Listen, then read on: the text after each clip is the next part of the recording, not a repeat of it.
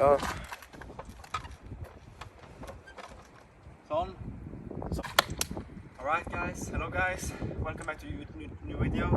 As you can see from the thumbnail, we got this rare moped. It's a 50 cubs Yamaha DT engine. It's super rare, only got 1100 kilometers. And yeah, this was just we bought.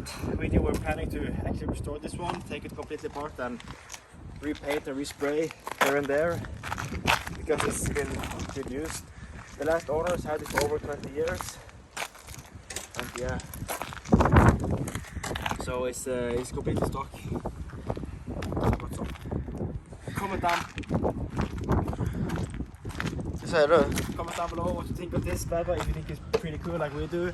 It's been a dream of me and my father just to buy this one and my brother. So this is gonna be super hella fun to get the license plate on and ride, just to have fun with. And just to restore it completely, Yeah, it will be in the living room.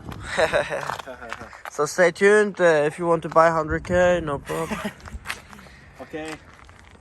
Okay. Thank you guys for watching. Stay tuned for the next one. And also, thank you guys for watching.